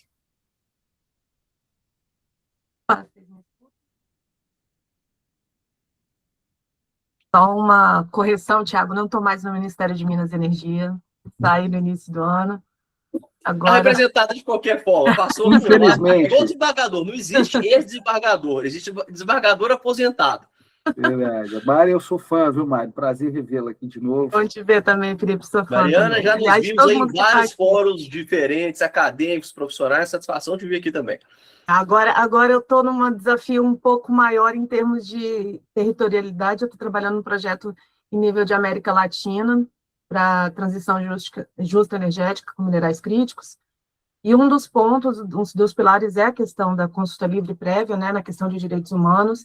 E é justamente o que vocês falaram, a territorialidade é muito importante, a gente precisa respeitar as questões locais, territoriais, a mineração é fixa, né, tem a rigidez locacional, e o Brasil, quando a gente começa a atrapalhar assim, no âmbito de América Latina, a gente vê que um país é um estado no Brasil, né? Então, quando a gente traz para cá, para a realidade brasileira, tudo se complica pelo triplo, pelo tamanho que o Brasil é, né? Mas, tirando essas considerações, eu coloquei essa questão aqui porque eu escutei muito isso no governo, no âmbito de governo, de muita gente que defendia a não regulamentação da CLPI. Eu nunca vi que isso era uma boa forma de pensar, justamente por tudo que vocês colocaram, concordo plenamente. E, ademais, considerando algumas portarias interministeriais, acho que tem a 60, se eu não me engano, onde você tem uma zona de influência de até 10 quilômetros, que você pode extrapolar para 15. A gente fez uma brincadeira usando, eu gosto muito de geoprocessamento, trabalho com geoprocessamento desde o início da minha graduação, fiz uma brincadeira de pegar todas as comunidades quilombolas e territórios indígenas, só esses, tá? Restringi, não extrapolei disso. E coloquei 10 quilômetros em cada, não sobrou espaço no Brasil para se fazer mais nada, nenhuma atividade, sem CLPI. E aí, quando você eleva isso a uma conversa de momento em que ela deve ser executada, que tem gente que defende na pré-pesquisa mineral, antes de se fazer um requerimento de pesquisa mineral, a gente paralisaria todo o setor. Né? Então, são discussões... E não daria racionalidade à própria norma. E não dá racionalidade à norma. Construindo consensos, você estaria criando bloqueios ao debate. E assim, Então, gente, o conceito é para conviver e não para impedir as coisas de acontecerem, né? É um arcabouço de convivência. A gente vê extrapolações que têm sido feitas por diversos órgãos, desde área de perambulação indígena a extrapolar 23 quilômetros em linha reta para uma consulta, com barreira hidrográfica no meio. A gente já viu isso tudo acontecer. Então, eu acho que, mais do que nada, essas paralisações que ocorreram pelos mais diversos motivos rezam que a gente precisa de, no mínimo, uma macro-regulamentação. Mas eu entendo também por parte do governo que não é fácil, porque a gente vai estar falando aí de barragens de hidrelétrica, até projetos minerários, até pequenas barragens de acumulação de água, que também podem entrar, dependendo do aspecto, nesse tipo de consulta livre, prévia informada. Não é fácil, mas tem que se começar, porque senão daqui a pouco a gente para o país inteiro. E começar inteiro. A construir aqui para a gente poder levar para os outros lugares. Excelente, Mariana. E assim, uma coisa que a gente tem falado muito aqui nas discussões que a gente tem, né, assim, eu e internamente aqui com o jurídico da Anglo, é isso, fomentar o debate para que a gente tenha diretrizes e sugestões para dar, porque é o que você falou, na hora que eu entendo a dificuldade do governo, e acho que até por isso que ele não fez isso até hoje, né? Não é um assunto fácil, é um assunto extremamente espinhoso para o governo tomar a dianteira de regulamentar. E aí, na hora que a gente pega um Brasil enorme, com multipovos, né? E grandes desigualdades de todos os tipos, a gente cria um espectro de complexidade em qualquer elaboração normativa muito grande, muito diferente de um Uruguai, talvez até de um Peru, um Chile, que também tem essas vivências minerárias que a gente tem, que tem um passado, povos antepassados e povos originários tão fortes quanto os nossos, mas que a gente tem muitas diferenças, né? E na hora que a gente amplia o espectro para todas as tradicionalidades que a gente tem no país, a gente vai ampliar mais ainda. Então, eu entendo e acho que o caminho é o debate. Se a gente não conseguir debater, a gente não vai construir nenhuma norma. E talvez tenha que ser a primeira, para que ela seja debatida e aprimorada a partir de então, sabe? E a gente tem visto, né? O governo tem ensaiado, teve as discussões do CNJ no ano passado, mas eu acho que de forma muito tímida ainda. A priori, eu sei que existem já vários grupos de trabalho em diversos ministérios que tendem a se juntar em um único grupo de trabalho sobre a temática, né? Sobre um único guarda-chuva. Quando eu me retirei do governo, estava nesse mérito aí, de várias conversas interministeriais. Eu espero que continue evoluindo, né? Mas obrigada, gente, parabéns, debate super válido, prazer estar com vocês. Obrigada. O mundo é incrível. Carol. É outra que sabe tudo de tudo, essa aí. Ela está aqui de ouvinte, mas ela sabe tudo de tudo. Bom, isso é conversa da Marina. Gente, primeiro, boa noite, né? Obrigada aí pelo debate, acho que a gente aprende muito aí ouvindo todos vocês. Mas eu queria trazer um ponto aqui. Eu acho que assim, a gente podia também promover outros debates como esse, trazendo comunidades, para eles estarem junto conosco aqui, né, para ouvir. Eu estou como gerente de relacionamento e engajamento com comunidades aqui na Anglo, e tem uma coisa que me incomoda muito nos territórios por onde eu já passei. Porque, assim, quando a gente trabalha, quando a gente reconhece, né, tipo, as comunidades tradicionais, a gente reconhece a sabedoria desses povos, né, que é inegável. E, ao mesmo tempo, a gente defende, a gente, estou falando de forma geral, tá, pessoal? Mas a gente defende tutores para esses povos sábios, o que já me parece um pouco, tipo assim, eles não são capazes de decidir sozinhos. Mas, ok, tem uma questão técnica, né, que eu acho que é justo ter uma questão de assessoria técnica para ter aí paridade de conhecimentos, mas não tutor, porque eles não são pessoas incapazes. E eu acho que esse é um ponto que precisa ficar muito explícito, muito claro, sabe? Por quê? Se eu sou seu tutor, eu quero que você cresça. Eu ganho para ser seu tutor. E eu não ganho pouco. Então, assim, esse é um ponto que isso me provoca muitos questionamentos, sabe? Porque, assim, se você for olhar para isso e for olhar para as questões que a gente precisa resolver junto, como é que eu vou entender que nós vamos chegar num consenso se eu tenho um interesse que você não cresça? Porque se você crescer, eu perco meu negócio. É assim que eu leio, sabe? Posso estar sendo um pouco apimentada, mas, assim, essa é uma dor que me toca muito e que eu também gostaria muito de ouvir outras pessoas falando, até para eu entender, tipo, se eu estou imaginando, se eu estou vendo coisa onde não tem, entendeu? Mas isso me dói bastante, porque muitas vezes, por mais que a gente aqui do lado da mineração seja visto como o malzinho da história, né? Quando você está dentro de um território que você sim e olha para esses cenários, quem é que está defendendo quem? Entendeu?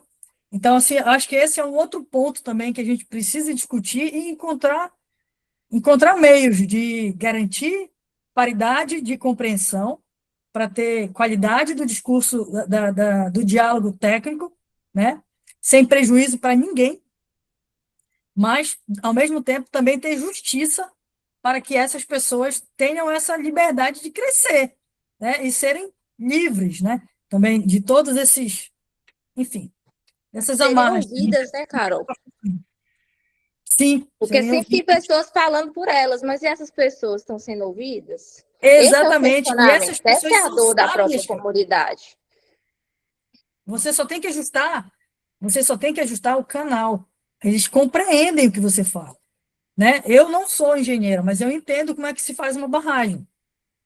Eles são capazes totalmente de entender isso, entendeu? Então, isso é um ponto que eu acho que as regras que precisam ser criadas precisam olhar para esse lugar, porque senão fica os maus, os bons e as pessoas no meio.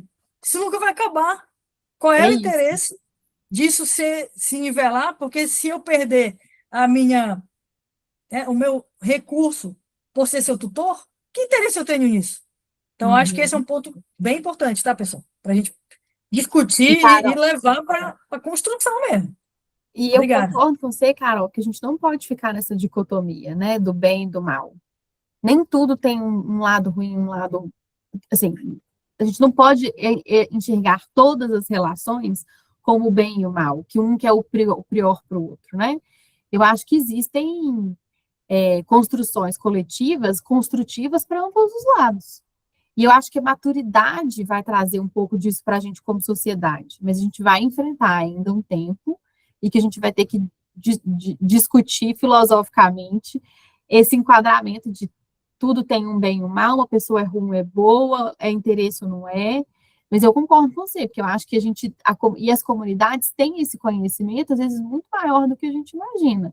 E aí eu trago sua leitura, porque eu vejo isso também, existem vieses inconscientes ou conscientes de entender que aquela pessoa, porque ela tem uma formação não formal, ela não tem a capacidade de entender o que alguém que tem uma formação formal tem.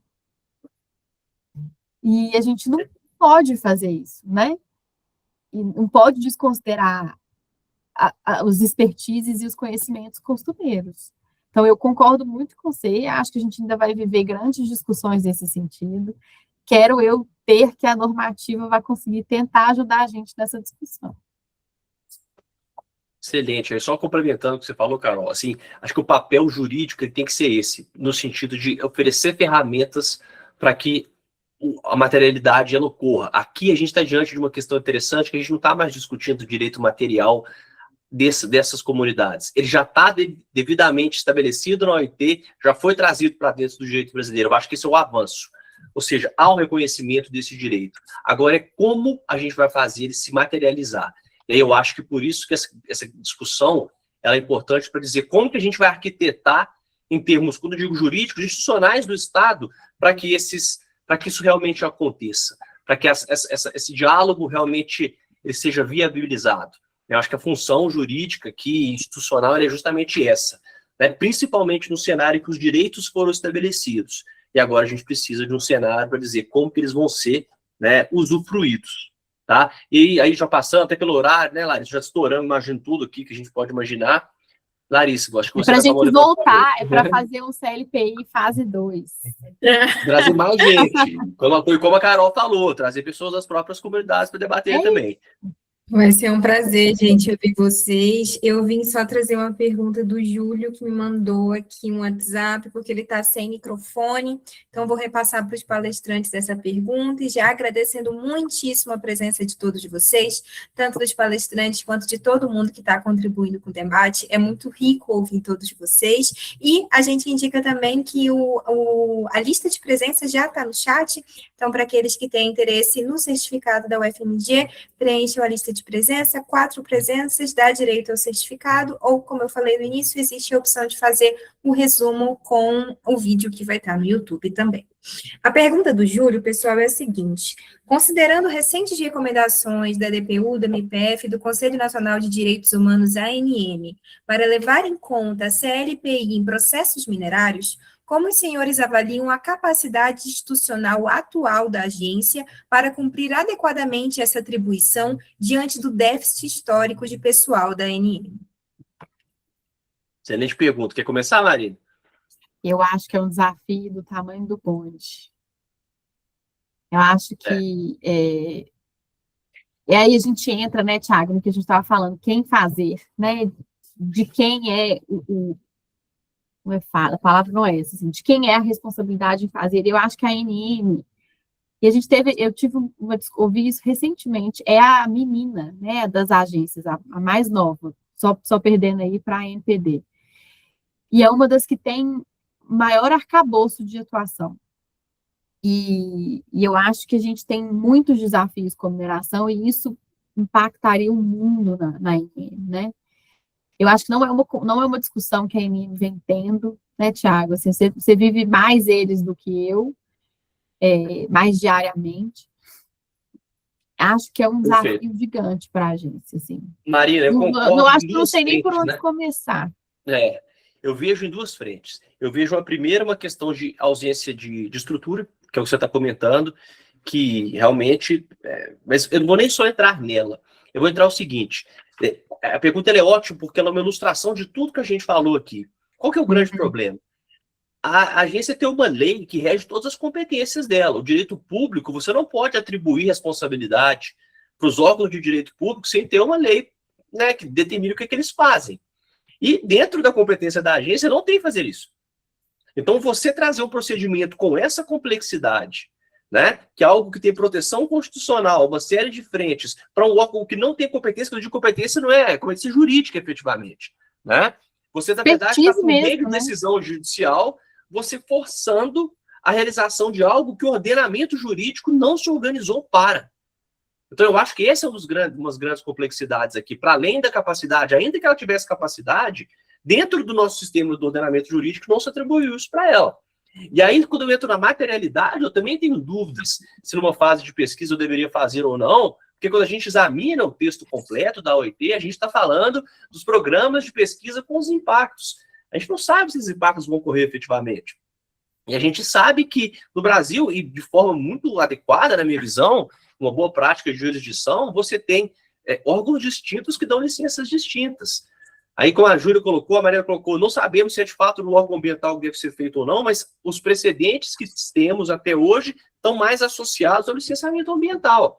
Tem projetos de pesquisa que vão ter licenciamento e outros que não vão ter. Então, você trazer isso para dentro da agência eu acho, na minha opinião, você fere alguns dispositivos jurídicos, você força por meio de decisão judicial a prática de um ato que não tem prerrogativa legal, em termos de exercício de competência. Seria muito mais válido uma força para poder forçar pelas injunções, mandados de injunções ou outros instrumentos que pudessem fazer com que eu tivesse uma regulamentação do assunto, não necessariamente mandado de injunção aqui, não necessariamente seria constitucional, mas para que você pudesse dar para a agência os mecanismos, seja para a agência ou para os outros, do que forçar algum órgão tomar uma decisão que não está dentro do braço deles.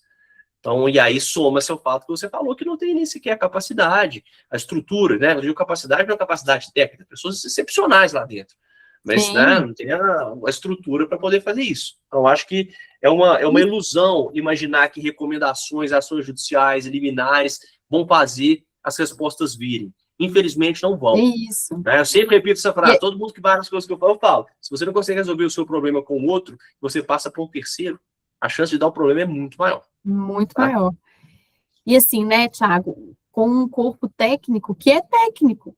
A Agência Nacional de Mineração, ela é técnica, ela é formada de geólogos, de engenheiros.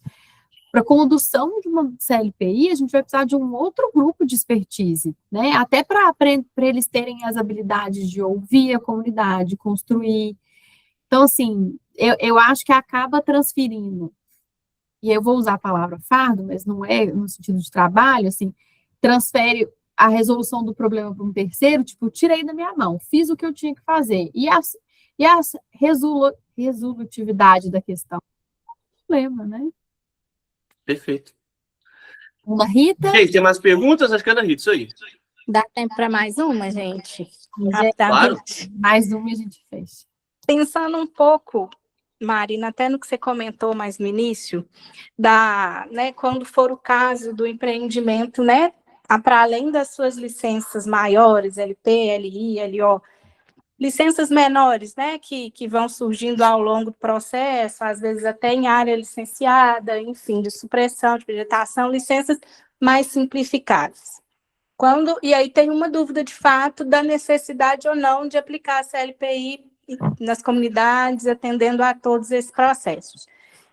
Para responder essa dúvida para a gente, ou trazer um esclarecimento mínimo, é recomendável a gente consultar o órgão ambiental para tentar trazer o enquadramento desse licenciamento, a real necessidade. O que vocês dizem sobre o assunto? Ana, de novo, é a pergunta de $1 milhão, né? Assim, eu acho que dos debates que a gente vem tendo, nem o próprio Estado tem essa resposta para te dar. E ele mesmo tem debatido como que ele vai fazer, quando ele vai pedir, em que situação. Porque se a gente for parar para pensar em empreendimentos instalados, vamos pensar em uma situação hipotética. Eu tenho um empreendimento num determinado local, com várias comunidades vizinhas, e eu tenho aí, depois da minha licença de operação concedida, eu tenho a licença de operação concedida nos idos de 2010, e eu venho operando continuamente com renovação de LO, sem ampliação de impactos. E eu passo a ter uma comunidade tradicional ao meu entorno, né, como vizinha a mim, via uma autodeclaração, mas o meu empreendimento está licenciado, eu estou em fase de renovação de LO. Como que ficaria? Como que você trataria esse caso? Você precisaria fazer uma CLPI para um empreendimento instalado, que tem uma LO vigente em fase de renovação de licença de operação, sem incremento de impacto? Porque eu não estou falando numa ampliação em nada. Então, assim, o Estado também não tem a pergunta, e é por isso que a gente tem, e eu tenho incentivado fomentar o debate, para a gente começar a ter esses tipos de perguntas para parar para pensar. Porque, meu entendimento, não. Porque se o empreendimento está instalado, não tem incremento de impacto, todos os impactos que eu ali previ que ocorreram foram, de alguma forma, interessados em audiência pública e estão mitigados pelos programas que já estão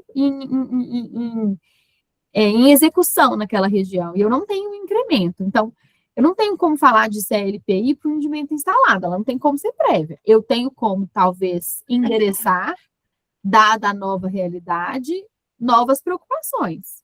Mas aí eu não acho que seria via CLPI, é via o relacionamento de convivência. né, que eu acho que é fundamental. E, para mim, gente, ele é mais importante até do que o rito CLPI específico.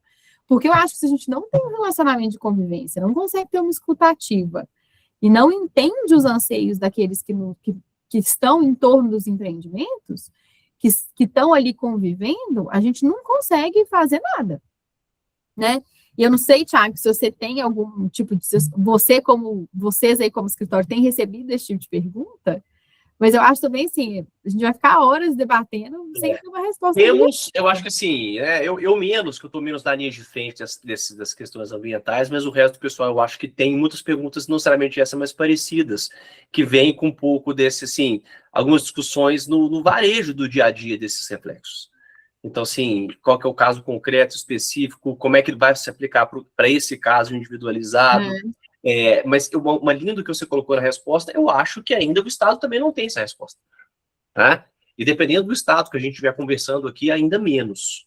Né? Exato. Por isso que tratar um empreendimento, só da gente estar aqui já discutindo isso aqui, acho que já é algum tipo de avanço, porque você começa a trazer algumas ideias para tentar fazer com que as pessoas comecem a conversar um pouco sobre isso.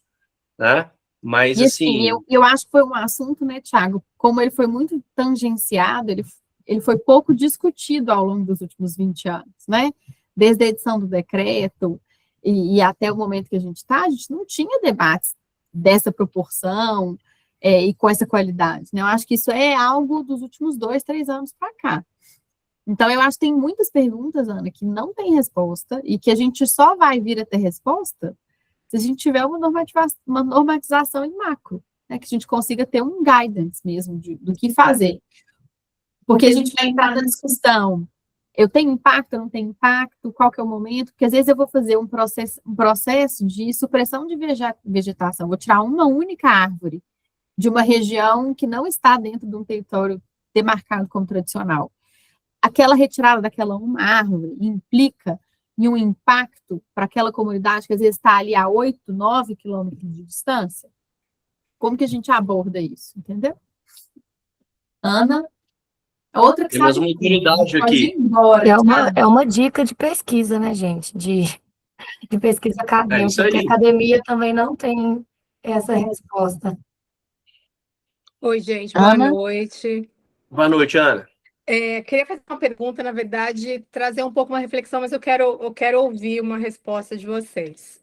O que eu tenho visto nos últimos 10 anos, pelo menos, ou nos últimos 15 anos,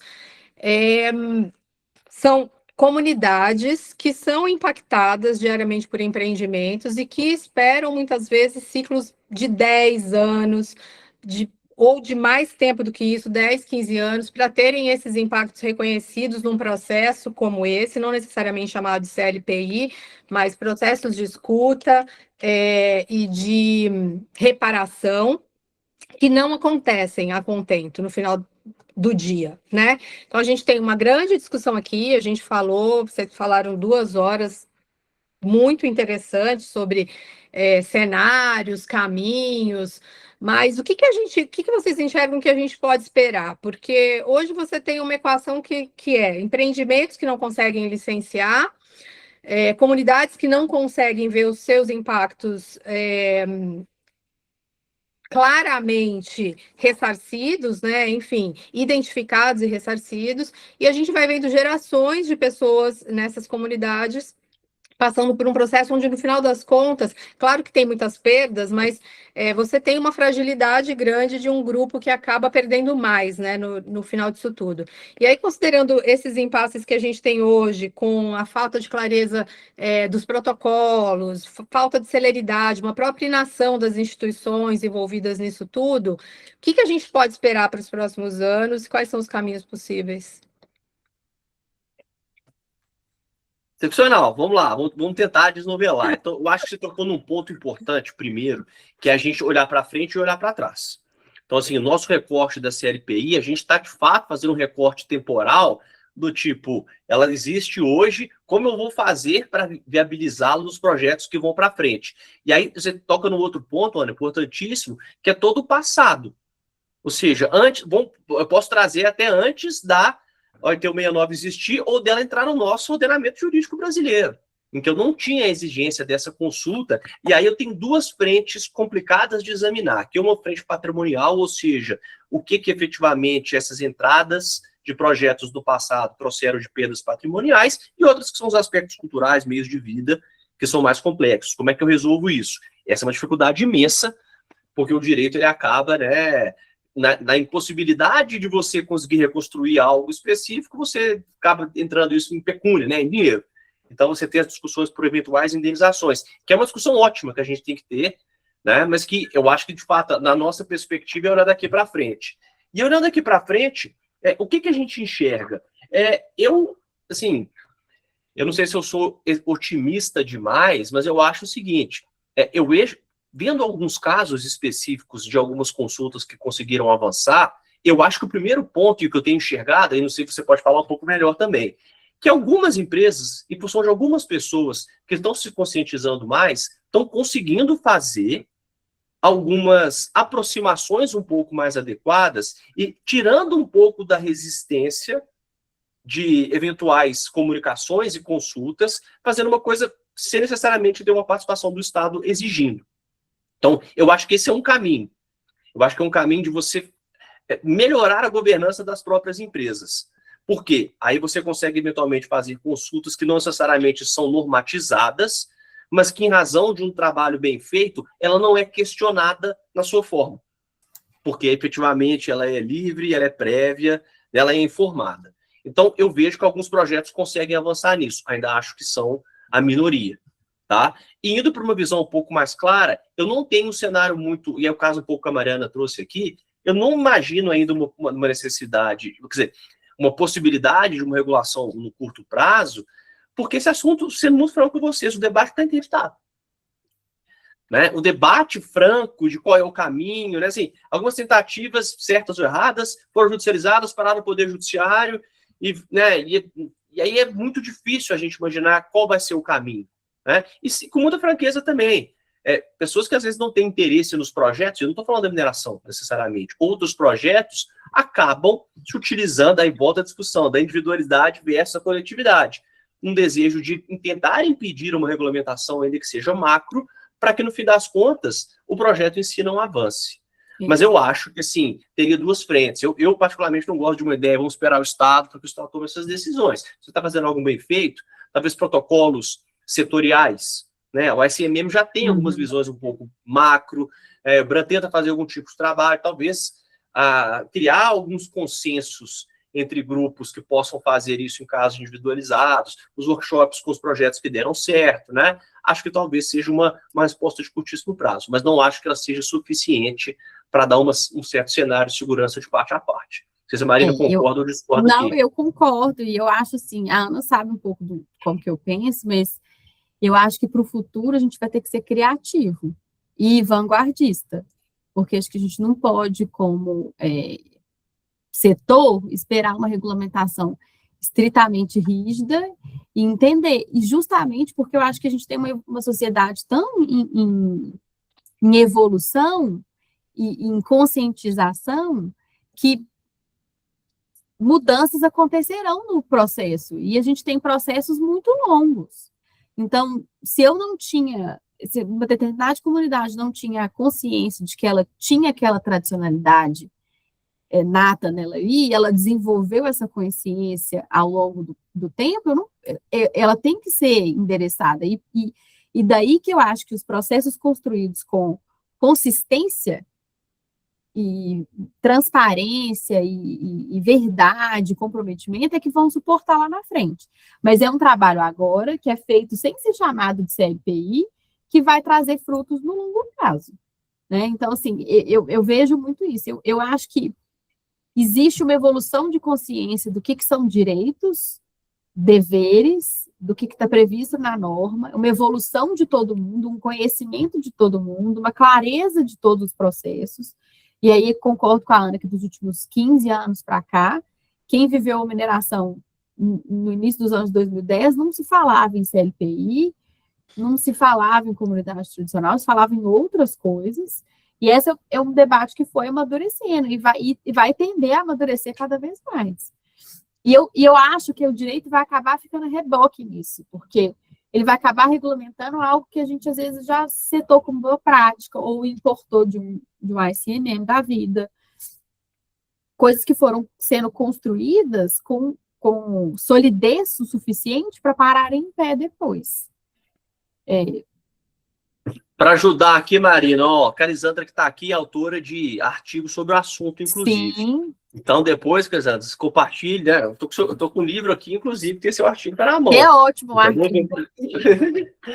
Então, acho que é começar a publicar coisas sobre o assunto, né? Mas, pessoal, eu não quero que vocês tragam prazeres, não, mas, assim, pelo contrário, eu queria agradecer demais. Nós estamos, assim, imaginar que tem mais de 30 pessoas, 9 horas da noite, numa terça-feira, para debater um assunto tão árido, todo mundo aí super ocupado. Assim, eu só tenho a agradecer, principalmente a Marina, por ter topado aqui, obviamente a turma do GEDMIN por ter feito o convite, e todos vocês pelas participações, pelas colocações aqui, porque, né, não é para poucos, não. Eu e você, Mariana, a gente está muito prestigiado aqui, viu? E aí, obviamente, vocês do GEDMIN também. Volta você, Larissa, assim, vai ter que fazer, né, a segunda rodada, agora a segunda rodada de propositiva. Né? Feitos todos os debates, qual que é a proposta? Né? Aí, Larissa, puxa daí. A gente só tem a agradecer a vocês, pessoal. Muitíssimo obrigada. Acho que a gente podia ficar discutindo aqui a noite toda, né? Eu mesmo tinha uma lista de perguntas aqui, mas eu vou me abster de fazer as perguntas para a gente conseguir concluir o nosso debate. Muito obrigada, gente. Em nome do GEDMIN, agradecemos a todos os participantes. Eu acho que essa noite foi um debate muito frutífero para todo mundo. Aprendemos muito. Posso falar da parte de cá como acadêmica. Aprendi demais com vocês. Muito obrigada pela presença, pelo interesse, pelo engajamento. Em breve, a gente vai divulgar a nossa próxima reunião e a gente conta com a presença também dos nossos palestrantes para continuar os debates com a gente, com outros temas, com outras vertentes. A mineração é um mar de possibilidades, né? E uma vez eu ouvi uma frase que eu nunca mais esqueci, que quem entra na mineração não quer sair mais, se apaixona. É isso aí. E aqui aí eu vou fazer propaganda, gente, que a gente tem que começar a disseminar o que a gente é como mineração. A gente não pode deixar ser estigmatizado pelos eventos do passado. Acho que a gente tem que, sim, mostrar o que a gente é, o que a gente faz de bom, como a gente conduz os processos com responsabilidade e como a gente é oportunidade como setor para várias pessoas de várias localidades e como a gente pode, sim, causar um impacto positivo enorme em todos os municípios, em todos os locais em que a gente atua. Marina, perfeita a sua fala. Como filha da mineração, só posso reiterar isso. Realmente a gente precisa falar pela gente, fazer a mineração conhecida pelas coisas boas que ela faz, reiterar o nosso trabalho, a nossa responsabilidade social. Muitíssimo obrigada, gente. Estou muito feliz com o debate de hoje. Em nome do GEDMIN, só posso agradecer. Uma boa noite. Obrigada, Lari. Boa noite, gente. Um abraço. Tchau, tchau.